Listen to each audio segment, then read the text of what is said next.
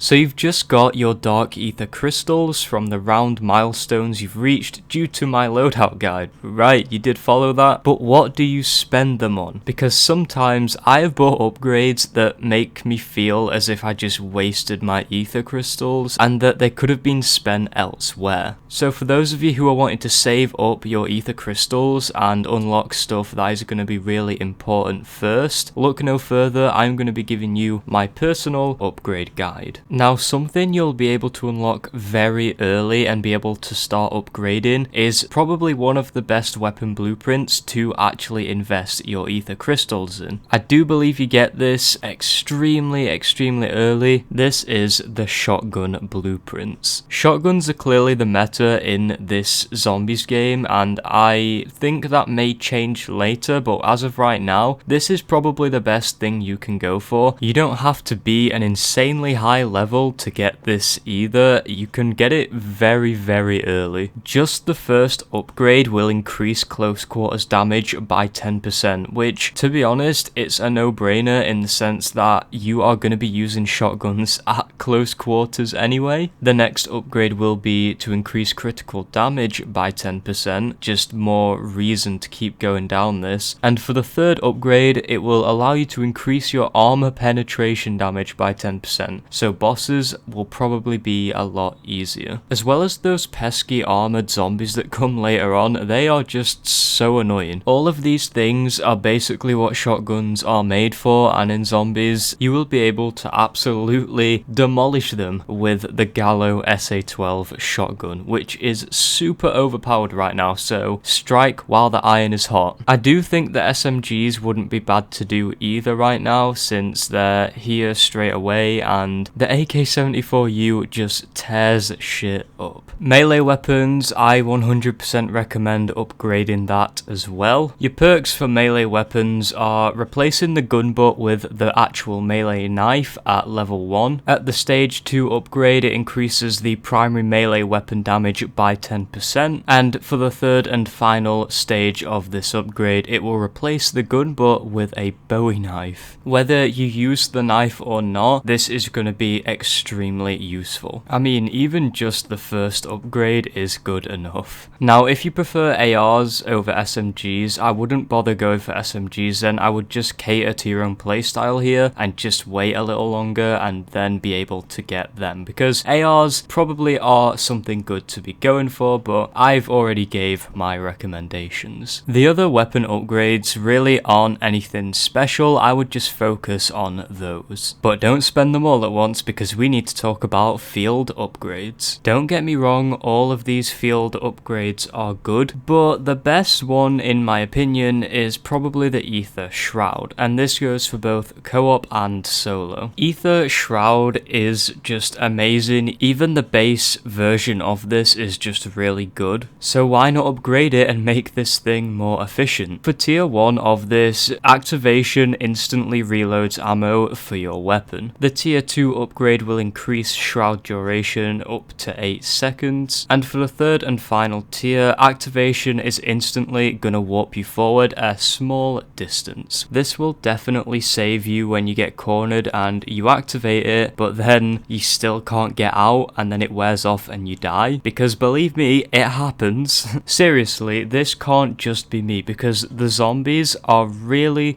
annoying to squeeze past. I'm getting flashbacks just thinking about this now, so we're gonna move on. If you're a team medic kind of person and you're way more orientated on reviving your teammates, then healing aura really isn't a bad route to go down. The tier 1 upgrade gives you and allies the ability to gain a regenerative healing effect that lasts for 10 seconds. Tier 2 will have a beam that knocks down normal enemies and then stuns special and elite enemies, which is very good for a healing ability. And tier 3 is basically a Phoenix up, except it just doesn't give perks. It will revive all downed allies, so you will literally be the difference here between the match ending and the match continuing. Now, perks are really where I feel like you should be saving most of your ether crystals for, because these are a real game changer. I'm gonna do a similar thing to what I did in my loadout guide video, and I'm gonna give 4 perks that I think you should upgrade to max before getting the other ones. I do think it would be rude not to start with Juggernog. This is pretty much a lifesaver. The tier 1 upgrade is going to reduce status effect durations by 50%. Now that is huge because stun grenades and things like that, for some reason it doesn't matter how far you throw them, they just seem to get you all the time. They get me anyway. I don't know if this is just me being an idiot, but they always will manage to somehow backfire on me. So with this, you'll be able to shake it off a lot quicker, and you will notice the difference straight away. The tier 2 upgrade allows armor plates to replenish 25% additional armor. Once again, more protection. Would anyone ever turn this down? And as for the third and final one, this will increase maximum health by 100. So you'll basically be able to be stacking Jug here, and you'll be able to get a total of 250 health. If you think about where the armor comes into play with this, you won't be going down for a while. My next choice is going to be Speed Cola because the tier 3 just makes a difference alone as it is. So the tier 1 upgrade is to swap weapons faster. This one is good for if you have LMGs. Tier 2 is the field upgrades recharging 20% faster. I mean, that one is a huge W, especially if you're running that medic class, and it will always be ready for when your ally's down. So will Aether Shroud as well for when you're cornered. It's just going to be there, it's going to be ready. And then tier 3 increases reload speed by 30%, which doubles the base reload speed, which is 15%. So Speed Cola and Juggernog have a lot to offer so far. Staminup is going to be the third choice here, and this is because the tier 1 is going to increase your backpedal speed, so you'll be able to walk backwards a lot faster, which will save you from the zombies catching up with you when you're doing things like training and you're having to turn around and shoot them. Tier 2 gives us immunity to fall damage. I don't think I need to explain this one. Tier 3 will allow you to walk faster whilst aiming down sights, which, wow, what an amazing thing. So that is also very good for training. If you have a fully upgraded Staminup, you're going to be unstoppable if you are training in those high rounds. It's one of those perks you're going to be glad that you upgraded, especially considering that movement is key in zombies. And for the final perk to be upgrading, I do think it's worth making sure to save 6 crystals for Deadshot Daiquiri. Feels weird saying that in 2020 that Deadshot Daiquiri is actually good, but the upgrades on this thing, they really are very worth waiting for. Tier 1 straight away is gonna let you deal 100% extra critical damage if an enemy is at full health. Those later rounds for when you're trying to get to that big round 100 or anything like that, and you've got a bunch of zombies coming at you and your weapons are starting to drop off a bit, this is gonna boost it right up. Just make sure you aim for the head. Tier 2 is gonna increase damage against armor pieces by 50%. Once again, that's gonna be very useful for those pesky armored zombies. And tier 3 gives you the beautiful